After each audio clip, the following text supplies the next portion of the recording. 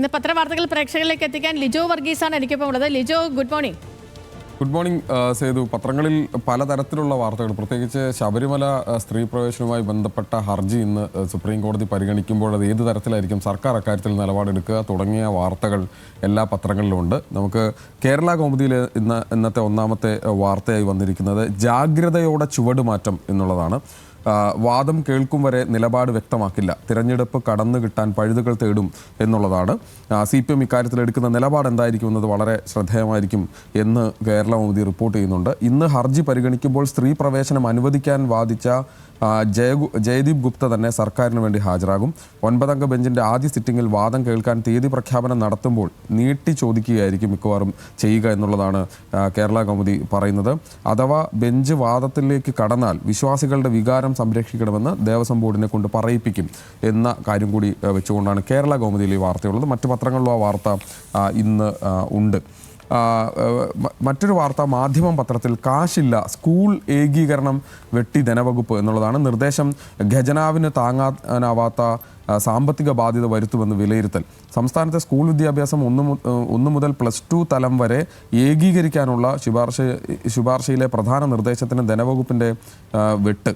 വിദ്യാഭ്യാസ ഓഫീസുകൾ പുനഃക്രമീകരിച്ച് പഞ്ചായത്ത് വിദ്യാഭ്യാസ ഓഫീസ് സ്ഥാപിക്കാനുള്ള നിർദ്ദേശമാണ് ധനവകുപ്പ് അതിൽ ഉടക്കിട്ടത്. അതിൽ പണമില്ലാത്തതുകൊണ്ടാണ് അത്തരത്തിലുള്ള കാര്യത്തിൽ നിലപാട് എടുത്തിരിക്കുന്നത് എന്നുള്ളതാണ്. മാധ്യമത്തിൽ മാത്രം കണ്ടൊരു വാർത്തയാണ് ഈ സ്കൂൾ ഏകീകരണത്തിന് ധനവകുപ്പ് പണം അനുവദിച്ചില്ല എന്നുള്ള വാർത്ത.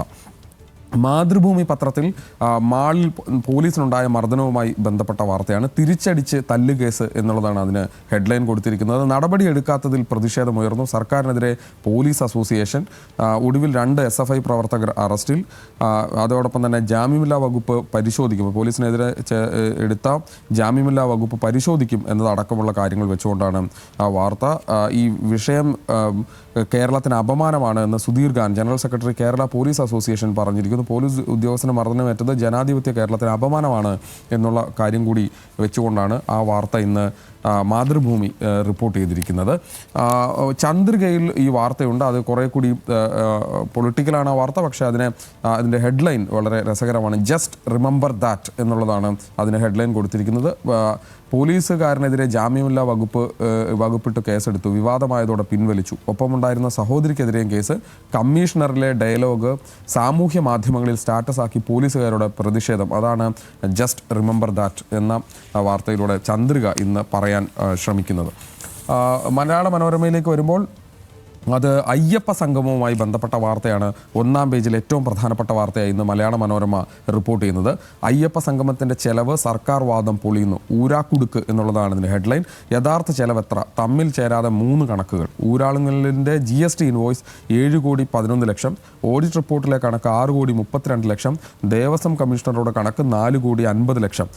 തുക പറയാതെ മന്ത്രി എന്നുള്ള കാര്യം കൂടി വെച്ചുകൊണ്ടാണ് ഊരാക്കുടുക്ക് എന്ന പേരിൽ മനോരമയിൽ ഈ വാർത്ത ഇന്ന് 1-ാം പേജിൽ റിപ്പോർട്ട് ചെയ്തിരിക്കുന്നത്. മറ്റ് വാർത്തകളിലേക്ക് വരുമ്പോൾ ദേശാഭിമാനി പത്രം ഇന്ന് 1-ാം പേജിൽ കൊടുത്തിരിക്കുന്ന, അല്ലെങ്കിൽ അതിൻ്റെ ഉൾപേജും 2 1-ാം പേജുകളാണുള്ളത്. അപ്പോൾ അതിൽ ഉൾപേജിൽ പറയുന്നത് പഞ്ചായത്ത് രാജിൽ കേരളം മുൻപിൽ, പിണറായി തുടരുമെന്ന് മണിശങ്കർ അയ്യർ പറഞ്ഞ കാര്യമാണ്. ഗാന്ധിയൻ ദർശനം ഫലപ്രദമായി നടപ്പാക്കിയത് CPM എന്നടക്കമുള്ള ഇന്നലെ വന്ന വാർത്തയാണ്. ആ വാർത്തയാണ് 1-ാം പേജിൽ ഇന്ന് ദേശാഭിമാനി വാർത്തയായി റിപ്പോർട്ട് ചെയ്തിരിക്കുന്നത്.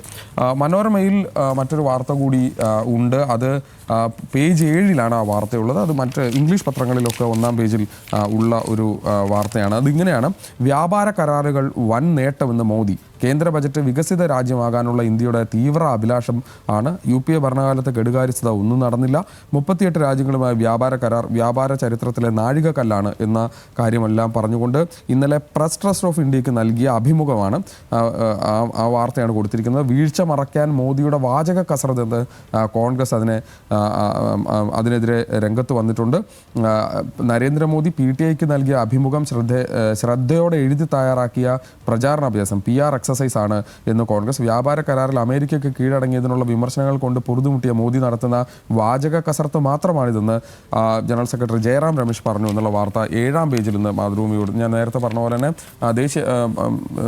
ഇംഗ്ലീഷ് പത്രങ്ങളിലൊക്കെ 1-ാം പേജിൽ തന്നെ ആ വാർത്ത നമുക്ക് കാണാൻ കഴിയും. സുപ്രഭാതം പത്രത്തിൽ ഒരു അന്തർദേശീയ വിഷയമാണ് ഇന്ന് 1-ാം പേജിൽ ഉള്ളത്. ഇറാൻ ആണവ കരാർ ഖമനേയുമായി ചർച്ചയ്ക്ക് ട്രംപ് തയ്യാറാണെന്ന് റൂബിയോ. മഞ്ഞുരുക്കമോ എന്നുള്ളതാണ് അതിന് ഹെഡ്ലൈൻ കൊടുത്തിരിക്കുന്നത്. ആത്മാർത്ഥമായി ചർച്ച ചെയ്താൽ കരാർ യാഥാർത്ഥ്യമാകുമെന്ന് ഇറാൻ. അതായത് ഇറാനുമായി അമേരിക്ക ആണവ കരാർ ചർച്ച ചെയ്യുന്നുവെന്ന് ഇന്നലെ മാർക്കോ റൂബിയോ പറഞ്ഞിരുന്നു. അങ്ങനെയാണെങ്കിൽ അത്തരത്തിലൊരു മഞ്ഞുരുക്കത്തിലേക്ക് കാര്യങ്ങൾ പോകുന്നു എന്നുള്ളതാണ് സുപ്രഭാതം ഇന്ന് 1-ാം പേജിൽ കൊടുത്തിരിക്കുന്ന പ്രധാനപ്പെട്ട വാർത്ത. ജനയുഗം പത്രത്തിൽ മറ്റൊരു വാർത്തയുണ്ട്. അത് ഹർദീപ് സിംഗ് പുരി പ്രതിരോധത്തിൽ എന്നുള്ളതാണ്. എപ്സ്റ്റീൻ ഫയൽസ് പേര് പരാമർശിച്ചിരിക്കുന്നത് 600-ലധികം തവണ. മന്ത്രിയുടെ വാദങ്ങളെ തള്ളുന്ന വിവരങ്ങൾ പുറത്തു വന്നു എന്നുകൂടി പറഞ്ഞുകൊണ്ടാണ്. 2-ാം UPA സർക്കാരിൻ്റെ കാലത്ത് ഐക്യരാഷ്ട്രസഭയിലെ ഇന്ത്യയുടെ സ്ഥിരം പ്രതിനിധിയായിരുന്നപ്പോഴാണ് എപ്സ്റ്റീനെ കണ്ടെന്നായിരുന്നു മന്ത്രിയുടെ വിശദീകരണം. എന്നാൽ പുതിയ രേഖകൾ പ്രകാരം നരേന്ദ്രമോദി സർക്കാർ അധികാരത്തിൽ വന്ന ശേഷവും ഇവർ തമ്മിൽ ബന്ധപ്പെട്ടിരുന്നു എന്നുള്ള വാർത്തകൾ ഇപ്പോൾ പുറത്തു വരുന്നു എന്നുള്ളതാണ് ജനയുഗം റിപ്പോർട്ട് ചെയ്യുന്നത്. സിറാജ് പത്രത്തിൽ മറ്റൊരു വാർത്തയാണ്. അത് തിരഞ്ഞെടുപ്പ് കമ്മീഷനെ, കേന്ദ്ര തെരഞ്ഞെടുപ്പ് കമ്മീഷനെ നീക്കണം എന്ന പ്രമേയം കൊണ്ടുവരാനുള്ള നീക്കം നടക്കുന്നു എന്നുള്ളതാണ്. ജ്ഞാനേഷ് കുമാറിനെതിരെ ഇന്ത്യ സഖ്യം എന്നുള്ളതാണ്. പാർലമെന്റിൽ പ്രമേയം വരും. നീക്കം തൃണമൂലിൻ്റെ നേതൃത്വത്തിൽ എന്നുള്ളതാണ്. തീവ്ര വോട്ടർ പട്ടിക പരിഷ്കരണം ഉൾപ്പെടെയുള്ള വിഷയങ്ങളിൽ പ്രതിപക്ഷ കക്ഷികളുടെ പരാതികളോട് മുഖം തിരിച്ച മുഖ്യ തെരഞ്ഞെടുപ്പ് കമ്മീഷണർക്കെതിരെ നീക്കം ശക്തമാക്കാൻ ഇന്ത്യ സഖ്യം എന്നുള്ളതാണ് സിറാജ് ഇന്ന് 1-ാം പേജിൽ കൊടുത്തിരിക്കുന്ന വാർത്ത. മാതൃഭൂമി പത്രത്തിൽ 1-ാം പേജിൽ ഒരു വാർത്ത കൂടിയുണ്ട്. അതൊരു കൗതുക വാർത്തയാണ്. അന്യഗ്രഹ ജീവികളുണ്ട് പക്ഷേ കണ്ടിട്ടില്ല എന്ന് മുൻ അമേരിക്കൻ പ്രസിഡന്റ് ബറാക് ഒബാമ പറഞ്ഞ വാർത്തയാണ് ഈ വാർത്ത. US നാവികസേനയുടെ ഏരിയ 51-ൽ അതായത് നേരത്തെ അത്തരത്തിലൊരു വാദമുണ്ടായിരുന്നു. US നാവികസേനയുടെ ഏരിയ 51-ൽ അന്യഗ്രഹ ജീവികളുണ്ട് എന്നുള്ളൊരു ഗൂഢാലോചന സിദ്ധാന്തം ഉണ്ടായിരുന്നു. പക്ഷേ അതിനെ അദ്ദേഹം നിരാകരിക്കുകയാണ് ചെയ്യുന്നത്. അത് മാതൃഭൂമി പത്രത്തിൽ 1-ാം പേജിൽ ഒരു കൗതുക വാർത്ത എന്ന നിലക്കാണ് ഒരു യൂട്യൂബർക്ക് നൽകിയ ബറാക് ഒബാമയുടെ അഭിമുഖം കോട്ട് ചെയ്തുകൊണ്ടുള്ള വാർത്തയാണ് അവിടെയുള്ളത്. എഡിറ്റോറിയലിലേക്ക് വന്നാൽ മാധ്യമങ്ങളുമായി ബന്ധപ്പെട്ട 2 വാർത്തകളാണ് ഇന്ന് എഡിറ്റോറിയലിൽ പ്രധാനപ്പെട്ട കാര്യമായി വരുന്നത്. അതിൽ ഒന്ന് മാധ്യമത്തിലെ എഡിറ്റോറിയലാണ്. വാർത്തയ്ക്ക് ജയിൽ അപകടകരമായ കീഴ്വഴക്കമാണെന്നുള്ളതാണ്. 2017 ശേഷം അദാനി ഗ്രൂപ്പ് മാധ്യമവേട്ട ശക്തമാക്കിയെന്ന് ആണ് RSF എന്ന സംഘടന ആരോപിക്കുന്നത്. പ്രമുഖരടക്കം 15 മാധ്യമ പ്രവർത്തകരെങ്കിലും നിശബ്ദരാക്കാൻ അതുവഴി കഴിഞ്ഞു എന്ന് ഗ്രൂപ്പ് ചൂണ്ടിക്കാണിക്കുന്നു. മാധ്യമപ്രവർത്തകൻ രവി നായർക്ക് ഗുജറാത്തിലെ ഒരു മജിസ്ട്രേറ്റ് കോടതി നൽകിയ ശിക്ഷ ഇന്ത്യയിൽ ശോഷിച്ചു വരുന്ന മാധ്യമ സ്വാതന്ത്ര്യത്തിൻ്റെ മറ്റൊരു സൂചികയാണ് എന്ന കാര്യം പറഞ്ഞുകൊണ്ടാണ് വാർത്ത അവർ റിപ്പോർട്ട് ചെയ്യുന്നത്. ഇനി മാധ്യമപ്രവർത്തകന് സദുദ്ദേശപരമായിട്ടല്ല വാർത്തകൾ റിപ്പോർട്ട് ചെയ്തത് എന്ന് ചൂണ്ടിക്കാണിച്ചുകൊണ്ടാണ് ഇത്തരത്തിൽ കോടതി ഒരു നിലപാട് സ്വീകരിച്ചിരിക്കുന്നത്. ഇത് രാജ്യത്തെ തന്നെ മാധ്യമ സ്വാതന്ത്ര്യത്തിന് മേലുള്ള വലിയ തരത്തിലുള്ള കടന്നുകയറ്റമായി മാറാൻ സാധ്യതയുള്ള കാര്യമാണ്. അല്ലെങ്കിൽ ഒരു സ്വകാര്യ കമ്പനിക്കെതിരെ പോലും വാർത്ത ചെയ്യാൻ കഴിയാത്ത സാഹചര്യത്തിലേക്ക് കാര്യങ്ങൾ എത്തിയിരിക്കുന്നു എന്നുള്ളതാണ് മാധ്യമം പറയുന്നത്. സുപ്രഭാതം പത്രത്തിലും മറ്റൊരു വാർത്ത കൊണ്ടാണെങ്കിൽ പോലും അതും മാധ്യമ സ്വാതന്ത്ര്യവുമായി ബന്ധപ്പെട്ട് തന്നെയാണ്. 4-ാം തൂണ് തകർക്കരുത് എന്ന പേരിലാണ് ഇന്ന് സുപ്രഭാതത്തിൻ്റെ എഡിറ്റോറിയലുള്ളത്. മാധ്യമങ്ങൾ പക്ഷപാതപരമായി പെരുമാറുന്നുവെന്ന് ദിവസങ്ങൾക്ക് മുമ്പ് ലോക്സഭാ പ്രതിപക്ഷ നേതാവ് രാഹുൽ ഗാന്ധി പരാതി ഉന്നയിച്ചിരുന്നു. നിങ്ങൾ മാധ്യമങ്ങളല്ലേ, കുറച്ച് കാര്യങ്ങളെങ്കിലും വസ്തുതാപരമായി റിപ്പോർട്ട് ചെയ്തുകൂടെ എന്നായിരുന്നു പാർലമെന്റിൽ നിന്ന് പുറത്തിറങ്ങവേ രാഹുൽ ഗാന്ധി ചോദിച്ചത്. മാധ്യമ സ്വാതന്ത്ര്യത്തിൻ്റെ സൂചികയിൽ 180 രാജ്യങ്ങളിൽ 151-ാം സ്ഥാനത്താണ് ഇന്ത്യ. സമ്പൂർണ്ണ ജനാധിപത്യമില്ലാത്ത പല രാജ്യങ്ങളും ഇന്ത്യയുടെ ഏറെ മുന്നിലാണ്. ഇന്ത്യയെ മാധ്യമങ്ങളിലൂടെ മാത്രം കണ്ട് അറിയുന്ന ഒരാൾക്ക് രാജ്യത്ത് സംഭവിക്കുന്ന കാര്യങ്ങൾ എന്താണെന്ന് പറയാൻ പ്രയാസമാകും.